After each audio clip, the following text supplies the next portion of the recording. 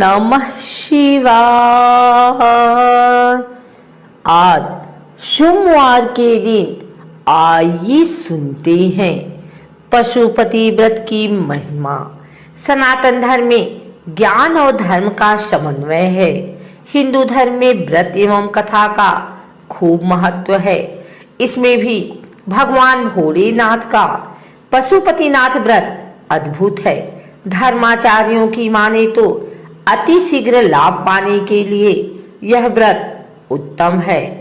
आइए सुनते हैं पशुपतिनाथ व्रत की महिमा। पशुपतिनाथ व्रत क्या है? पशुपतिनाथ व्रत कैसे करें? ये व्रत को पशुपतिनाथ व्रत क्यों कहते हैं? ये व्रत किसी करना चाहिए? ये व्रत से क्या लाभ होते हैं? पशुपतिनाथ व्रत की विधि क्या है? यह सारे सवालों के जवाब आपको हमारे चैनल पर मिलेंगे। भगवान भोलेनाथ का स्मरण करके आइए सुनते हैं पशुपतिनाथ व्रत कथा। पशुपतिनाथ व्रत का उल्लेख शिव महापुराण में है। सृष्टि के सर्जनहार, देवों के देव महादेव संसार की मोह माया से परिचित हैं। संसार के सभी पशुओं के मालिक हैं, नाथ हैं। इसीलिए इन्हें पशुपति नाथ कहते हैं। एक कहावत है, मानव मात्र भूलने पात्र, यानी हर एक मनुष्य से जीवन में कहीं न कहीं गलती हो जाती है और कर्म के विधान के अनुसार अपने कर्म फल भुगतने पड़ते हैं। अच्छे कर्म करने वाले को अच्छा फल मिलता है, बुरा कर्म करने वाले को अपने कर्म के हिसाब से उन्हें फल मिलता है।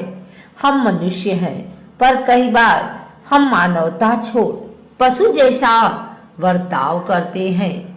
पशु जैसा वर्णन का अर्थ है हम मानव हैं। ये भूलकर हम गलत काम करते हैं जो एक मनुष्य को शोभा नहीं देता।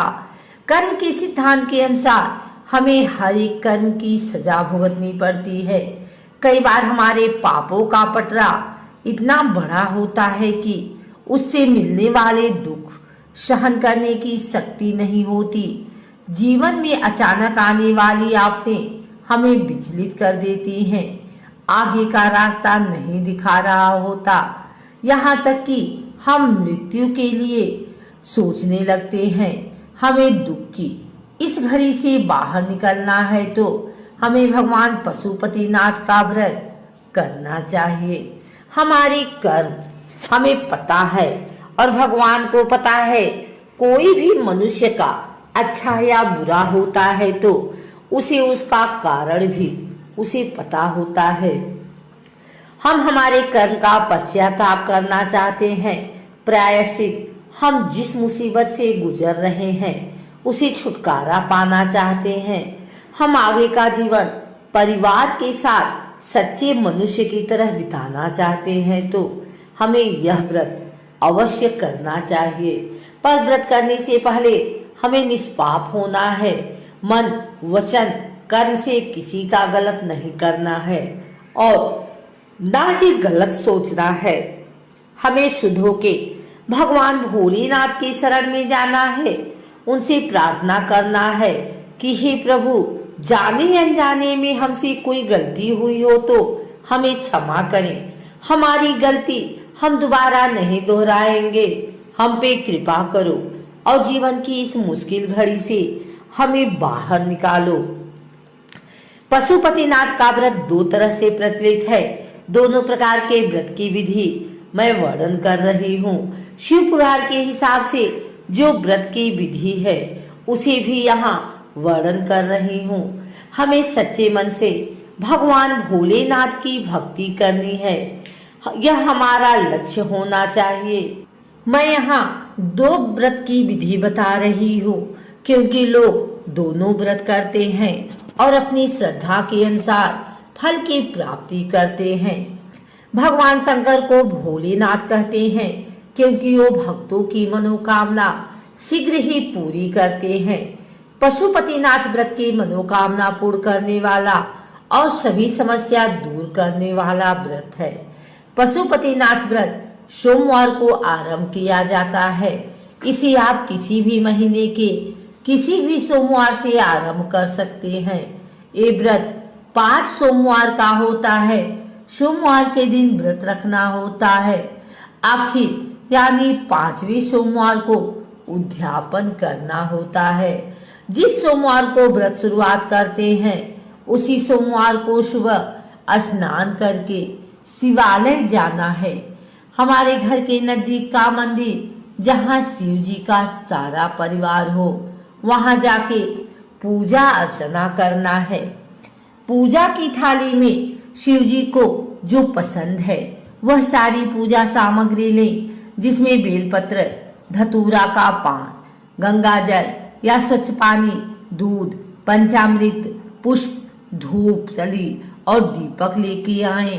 पूर्ण भक्ति भाव से पूजन अर्चन करें। अपनी समस्या दूर करने हेतु आप यह व्रत कर रहे हैं। ये मैंने ही मन भगवान को कहा है और भगवान पशुपतिनाथ का स्मरण करते समय हो तो ओम नमः शिवाय का जाप करें, ध्यान करें। शाम को फिर एक बार स्नान करके शिव जी के मंदिर जाना है।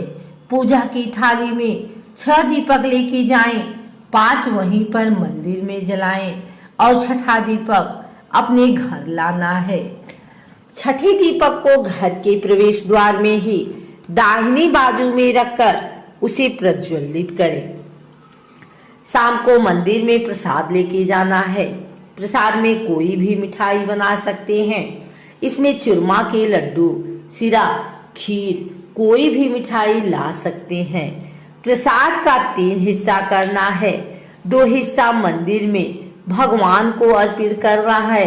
1 हिस्सा का प्रसाद घर वापस लाना है। घर के सभी सदस्य में बांटना है। खुद भी ग्रहण करना है। व्रत के समय पूरे दिन नमक नहीं खाना है। दिन में फलाहार कर सकते हैं। शाम की पूजा के बाद रात का खाना खा सकते हैं। ये व्रत 5 सोमवार तक करना है। प्रति सोमवार इस प्रकार भगवान भोलेनाथ की आराधना करनी है। कलयुग में अति शीघ्र फल देने वाला पशुपतिनाथ का ये व्रत का उल्लेख पुराणों में विदित है। पुराणों में श्रद्धा और भक्ति भाव से भोलेनाथ का ये व्रत किया जाता है। अवश्य फल की प्राप्ति होती है। पशुपतिनाथ व्रत कोई भी स्त्री और पुरुष कर सकता है। ये व्रत खंडित किए बगैर लगातार 5 सोमवार करना चाहिए। स्त्री अपने मासिक धर्म के दौरान परिवार के कोई स्नेही स्वजन से पूजन करा सकती है। यदि किसी कारणवश व्रत के दिन पूजन शक्य नहीं है तो व्रत जरूर करें। 5वें सोमवार को इस व्रत का उद्यापन करना है। उद्यापन के दिन भी व्रत करके भगवान भोलेनाथ का पूजन करना है। उस दिन नमः शिवाय का जाप करके 108 बेलपत्र चढ़ाएं, 1 श्रीफल लें और उस पे 7 बार मौली लपेटें। श्रीफल शिव जी को चढ़ाएं। भोग में मिठाई के साथ ऋतु फल का भी भोग लगाएं। मंदिर में ब्राह्मण को दक्षिणा प्रदान करें। एक समय का कच्चा खाना देना है और जो भी अपनी शक्ति के अनुसार दे सकते हैं प्रदान करें। मनुष्य पूर्ण श्रद्धा और भक्ति से ये व्रत करता है तो उसे अवश्य लाभ होता है। दाम्पत्य जीवन में कोई मुसीबत है, दाम्पत्य जीवन ठीक नहीं चल रहा है, नौकरी की समस्या है, अपने काम से परेशान है, पढ़ाई ठीक नहीं हो रही है, मुश्किलों का सामना करना पड़ता है, जीवन में अचानक कोई बड़ी समस्या आ गई है, उसे दूर करना है, विवाह का योग नहीं बनता है तो यह व्रत जरूर करना चाहिए। निसंतान वैवाहिक जोड़े को संतान प्राप्ति के हेतु ये करना चाहिए। ऐसी कई मनोकामनाएं पूर्ण करने हेतु भगवान पशुपतिनाथ का व्रत किया जाता है।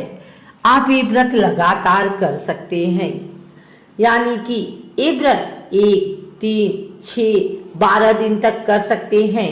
एक कई महीनों या साल तक भी कर सकते हैं। ये व्रत शिवालय यानी भगवान शिव के मंदिर में करना चाहिए।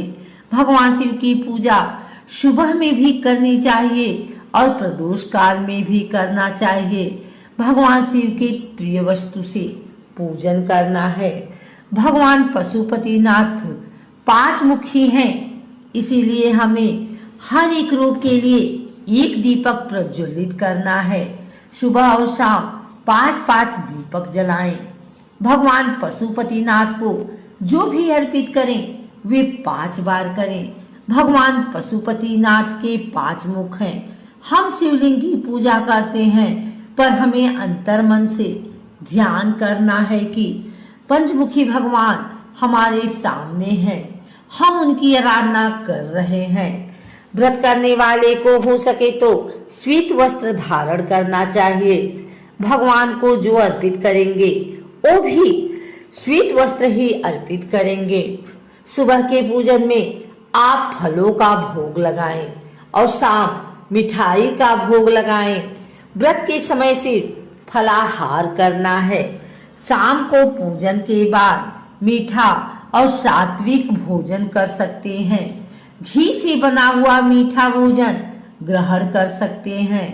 व्रत संपूर्ण पवित्रता से होना चाहिए। इस समय अशुद्ध जगह में नहीं जाना चाहिए।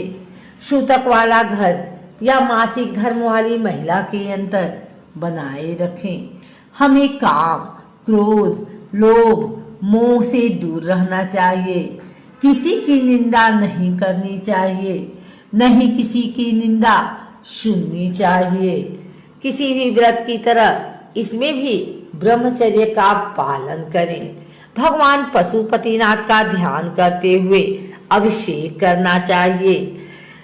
हम जो भी अर्पण करें पशुपतिनाथ का स्मरण करके करें। 108 बेलपत्र अर्पण करें। श्वेत फूल, स्वर्ण, कमल, धूप, 5 दीपक प्रज्वलित करें। प्रदोष काल में भगवान शिव की पूजा उत्तम मानी जाती है। शाम को पूजा जरूर करें। जब हम व्रत करते हैं तब उपवासक आवश्यक है कि हमें व्रत के दिन उपवास करना है। हम जो चीजें उपवास के दिन खा सकते हैं वह हम पशुपतिनाथ का व्रत कर सकते हैं। हमारे ऋषि मुनियों ने हमें उपवास के दिन फलाहार करने को कहा है।